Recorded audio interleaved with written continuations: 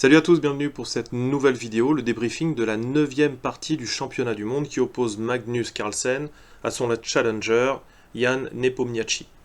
Donc la 8e partie, la 6e partie et la 8e partie se sont soldées par une victoire pour Magnus Carlsen qui mène donc 5-3. On a eu une journée de repos hier et Jan Nepomniachtchi a les blancs, donc on va voir comment il a digéré l'ensemble de ses défaites, est-ce qu'il est en capacité de revenir, et puis on va voir déjà avec quoi il a entamé cette partie. Et il opte pour C4, donc une anglaise, sachant encore une fois qu'ils ont fait des préparations sur les parties de Carlsen, donc ils vont tenter de rentrer dans une variante et de voir ce que Carlsen a dans son sac. Sauf que l'équipe adverse, l'équipe de Carlsen, ils ont fait le même raisonnement, c'est-à-dire qu'ils se sont dit, tiens, s'ils jouent une variante sur l'anglaise, qu'est-ce qu'ils vont voir? Donc ils cherchent les parties, et puis ils essayent de dévier. Et on va voir qui va dévier en premier. E6, G3, donc ça c'est du classique. D5, donc ça avait déjà été joué par Carlsen. Et ici, eh bien Carlsen déjà le surprend, et rentre dans une variante plus rare, ici, avec D4. Donc, cavalier F3, donc ça bien sûr, c'est le genre de variante qu'ils ont travaillé, il n'y a aucun problème là-dessus, mais on voit déjà que c'est quand même Carlsen qui, par rapport aux coups qui sont joués habituellement, a changé. Et ça encore, c'est une force, parce que peut-être qu'il s'était dit, si je joue l'anglaise, je joue cette variante, et peut-être que je vais connaître un peu mieux les positions à jouer. Cavalier C6, petit roc, tout ça c'est du connu, fou C5, même si c'est pas les variantes les plus jouées. D3, on vient bloquer, puis à terme ici, on va avoir des possibilités de jouer avec A3, B4, donc là on est en plein dans les plans de l'anglaise, c'est-à-dire une attaque sur l'aile dame, et puis également E3 pour pouvoir faire venir ce fou, et s'il y a un échange sur la case E3, pousser D4. Cavalier F6, du développement classique, cavalier BD2, A5. Donc A5, c'est toujours des coups très intéressants, parce qu'en fait, on veut stabiliser notre fou en C5. Donc la seule possibilité qu'ont l'adversaire, ça va être de faire A3, B4. Et au moment où B4, on aura le pion A5, on aura le cavalier en C6, donc le fou, pour l'instant, ne peut pas être chassé. Sauf que la seule possibilité qu'on va avoir, c'est cavalier en B3, pour attaquer le fou, essayer de prendre la paire de fous. Le problème, c'est qu'ici, le cavalier en B3 est assez mal placé. Justement, en plus, il y a le pion à A4, A5 qui peut venir en A4. Fou E7, E3. Donc on voit bien qu'A4 traîne dans l'air, il faut voir où on va pouvoir jouer avec le cavalier. D prend E3, fou prend. Et donc là, ici, on se donne un petit peu les possibilités de venir contrôler la case C5. Ici, le fou de Carlsen, vu que les pions centraux sont sur case blanche, le bon fou, c'est le fou en E7. Ici, et puis le bon fou enfin celui qui a en tous les cas beaucoup d'activité pour Jan Nepomniachtchi, c'est celui qui est en G2, c'est celui qui est dans le fianchetto, qui tape sur l'aile dame. Cavalier G4, donc en fait c'est légèrement forçant, donc il n'y a aucune raison pour Carlsen de ne pas rentrer dans cette variante, mais plutôt que d'échanger et de permettre au cavalier de venir en C5, il poursuit son développement, met son roi à l'abri. Ici, on a encore le temps. Donc D4. A4, que fait-on du cavalier? C'est là où il y a un problème. Donc ici, ce que font les blancs, c'est qu'ils prennent le fou en E7. Et un coup intermédiaire en attaquant la dame. Dame prend. Et cavalier C5. Donc la structure ici, les blancs, il n'y a pas vraiment de souci. Pour les noirs non plus. Mais on a des pièces un petit peu décoordonnées. Le cavalier, il a permis un petit peu de stabiliser un peu la position. Mais il doit revenir ici. Donc, on a quand même une attaque double sur le pion A4, donc A3, qui a été joué par Magnus. Tour D8 semblait intéressant ici dans cette position, mais c'était quand même assez compliqué. Cavalier prend, on laisse le pion, et ici on vient jouer sur E5, on vient jouer sur le clouage du pion D par rapport à la dame. Cavalier C3, pour l'instant on ne reprend pas, E prend, cavalier D5 attaquant la dame, dame C5, cavalier prend, tour A5. Donc on voit que les blancs ici ont de l'activité et voilà, ils ont leur contre-jeu habituel sur l'aile dame, alors que les noirs ici ils ont toujours leur pion en D4 assez avancé. Il y avait un léger plus pour les blancs ici. Donc plutôt que de rester dans cette position, A3, Et là, ici, bah, la tour sur la colonne A joue directement ici. Prise du pion. Donc ça, c'est vraiment encore un moment charnière. Qu'est-ce qu'on fait? Ici, on a Jan Nepomniachtchi, on sent qu'il n'a pas trop récupéré quand même. Il continue à jouer très très vite. Bon, après, il peut se le permettre, hein, parce que c'est voilà, quand même le vice-champion du monde. Ou voilà, s'il retourne le truc, mais bon, on n'a plus beaucoup d'espoir. Mais voilà, c'est quelqu'un qui est extrêmement fort, il peut jouer vite, mais face à Carlsen, bah, voilà, c'est quand même assez difficile. Ici, on avait un coup, un peu plus ambitieux, entre guillemets, c'était B4. Alors, on va regarder tout de suite ce qui se passe si on prend le pion. Tour B1, cavalier prend A2, et sur dame C2, le cavalier était enfermé. Voilà.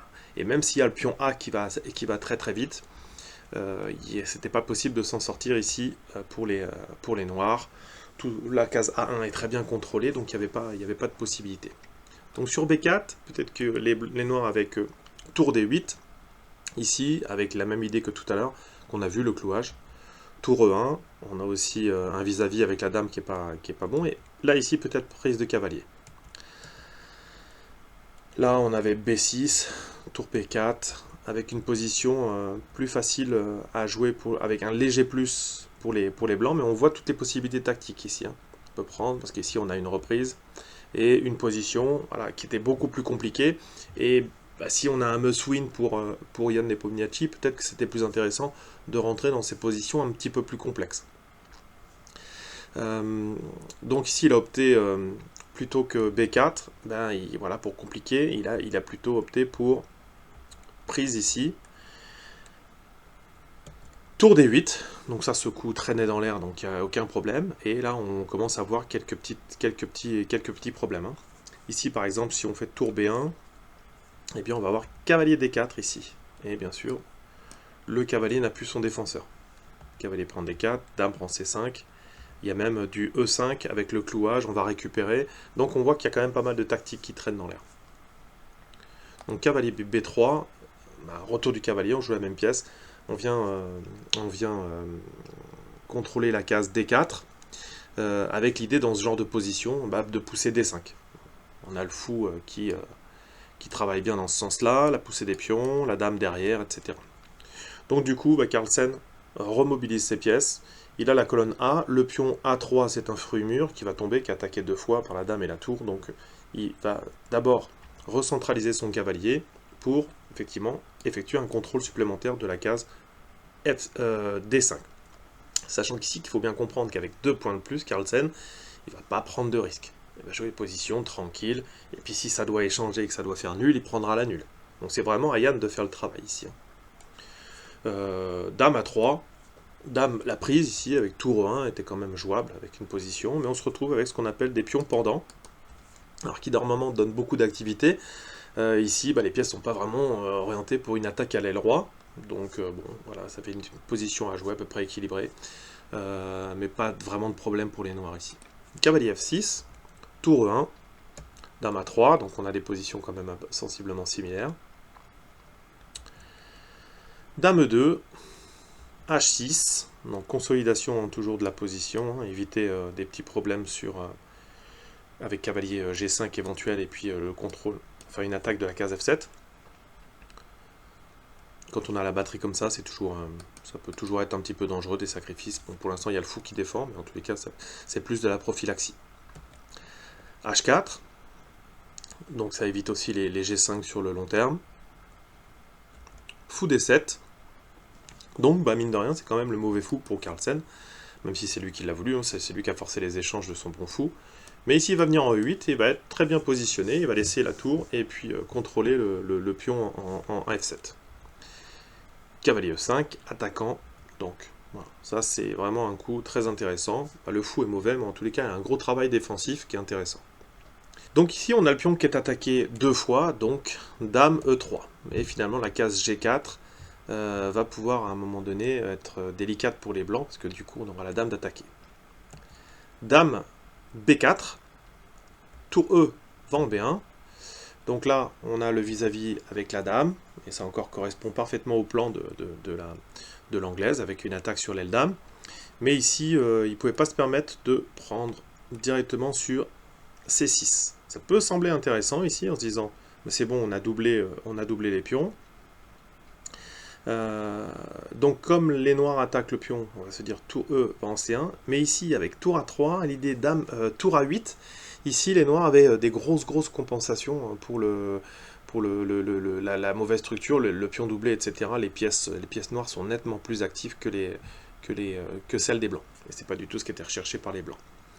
Donc ici sur tour E va en B1, il y a un vis-à-vis qui est malheureux, et ça permet à Carlsen justement de pouvoir venir échanger et de venir sur la case G4 pour attaquer la dame, sachant également qu'on a des pions qui sont assez attaqués, qui sont vulnérables ici. Donc là, on va commencer à avoir relativement des échanges. Et ici, eh bien, on a encore une opportunité pour Yann de compliquer la position. Hein, voilà. Alors qu'ici, bah là, il passe par la recherche de la simplification avec un échange de dames. Mais ici, par exemple, dame C5, ça semblait un petit peu plus compliqué, un petit peu plus intéressant. Dame prend, cavalier prend. Ici, cavalier E5, par exemple. Donc prise du pion. Et il y avait le pion A, qui était intéressant, qu'on va le revoir, qui va être un petit peu facteur dans la partie qui a été jouée, où on voit tout de suite que bah, ça peut tout de suite compliquer les choses quand même. Un pion A, A5, A6, et puis ensuite, ça va à dame, hein, ici. Donc il faut faire vraiment attention. A4. Cavalier prend C4, voilà, on avait une position quand même nettement plus compliquée. Et après la prise du pion, si les noirs veulent quand même essayer de s'accrocher au pion B7, eh bien les blancs encore ont un jeu encore assez intéressant ici avec le pion A qui peut filer.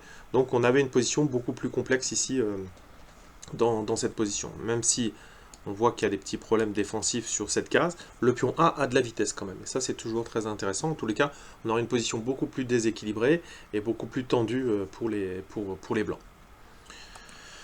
Donc dame E1, eh bien ici Carlsen ne s'en prive pas, il vient échanger, et puis quand on regarde un peu la position, on voit que ce pion quand même c'est pas le top.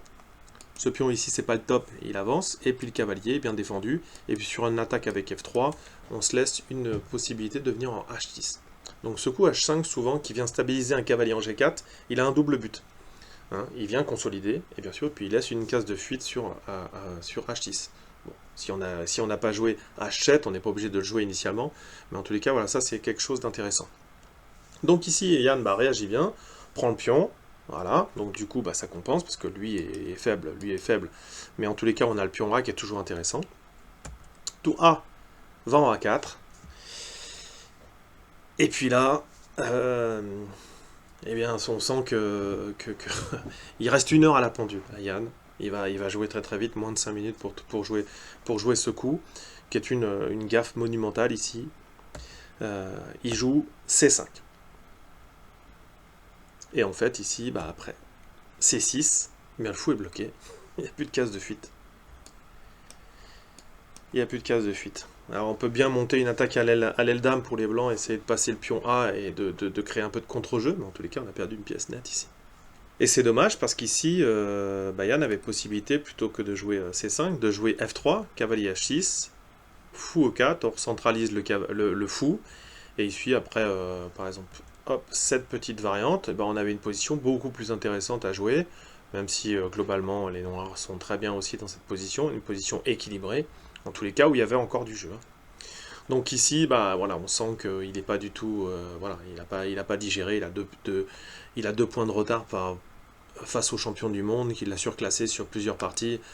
Voilà. Donc ici, jouer en 5 minutes, 1 heure à la pendule, c'est vraiment troublant. Alors voilà, hein, des fois il y a des blunders pour les ordinateurs, mais ici, c'est quand même assez évident comme coup.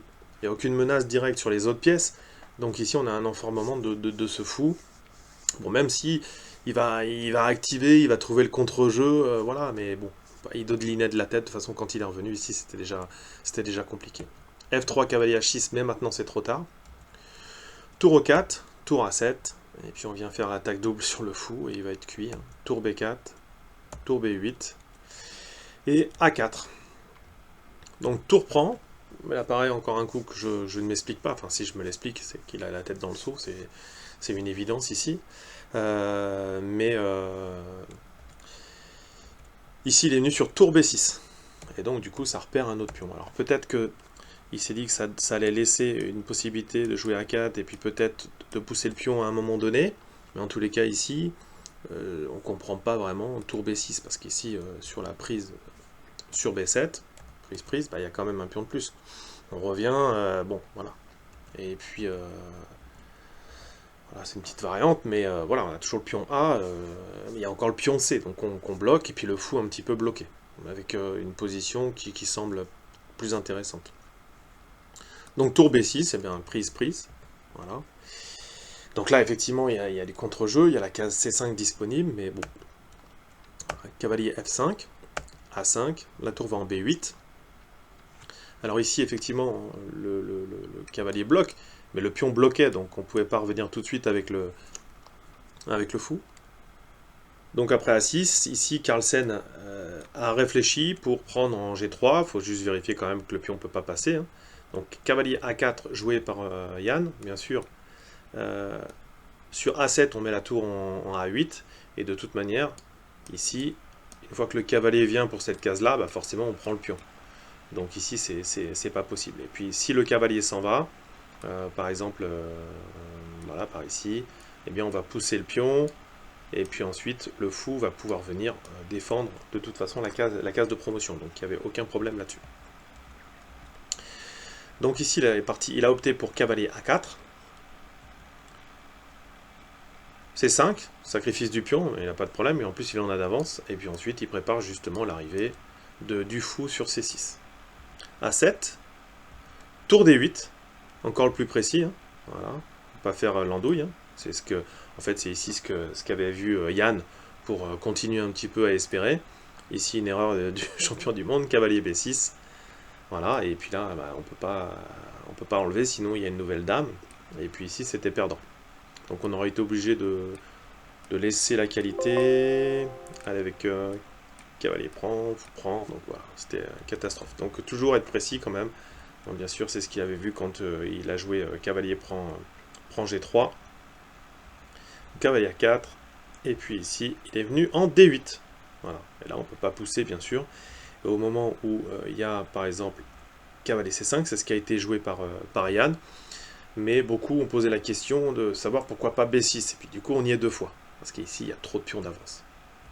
Fou C6, et sur la nouvelle dame, et bien ici on se retrouve avec deux pions, c'est même encore plus catastrophique, parce que le pion H tombe, donc ici c'est complètement écrasant.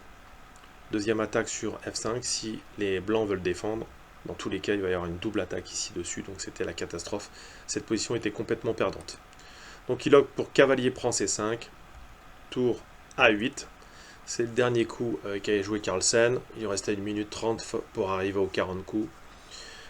Yann, 10 minutes. Il avait déjà pris une quinzaine de minutes déjà pour digérer quand il a fait sa bourde tout à l'heure. Et ici, dans cette position, il a décidé d'abandonner. Il n'y a plus rien du tout dans cette position. Le pion est stoppé. Même si fou C6 c'était plus précis que tour A8. Tour A8 c'était un coup pratique pour arriver au 40e, donc il n'y a aucun problème. Je vais vous montrer sur fou C6. Ici, même s'il y a un échange ici, roi H7, tour prend, et voilà. Même si on vient faire une petite manœuvre pour attaquer sur, et puis promouvoir, et bien ici, il y a trop de pions pour les noirs dans cette position, et c'était écrasant de toute manière. Donc c'est un peu triste pour les challengers qui essuient encore une défaite. Donc on est à 6-3, voilà. Déjà, Carlsen qui demain peut gagner, peut être champion, hein, s'il gagne demain avec les blancs. Voilà, mais nul doute que peut-être aussi Yann va vouloir en finir vite et puis on aura des nuls, je sais pas. Voilà, bon c'est clair, il n'a pas digéré la partie marathon, la 6ème, ensuite après il reprend un deuxième uppercut avec la partie numéro 8, la perte de la partie numéro 9. Donc là il y a quasiment, faut être sérieux, pas comme Kariatin qui pensait que avant cette partie il y avait encore 20% de chance pour Yann d'être champion du monde. Faut être honnête, là ici c'est mission impossible comme on dit. On est un peu triste pour Nepomniachtchi parce que là il joue pas à son vrai niveau, c'est une évidence. Quand il a gagné les challengers, le tournoi des candidats, il a vraiment super bien joué, donc on voit encore une fois que ben, voilà, ça peut être des méga champions, bah, comment le mental joue, et puis bah, là c'est tout simplement écroulé, et puis il est face au meilleur joueur du monde, c'est une évidence. en tous les cas sur les 20 dernières années. Merci d'avoir suivi cette vidéo, on se retrouve demain pour la 10e partie. Allez, travaillez bien, courage et à bientôt. Ciao, ciao.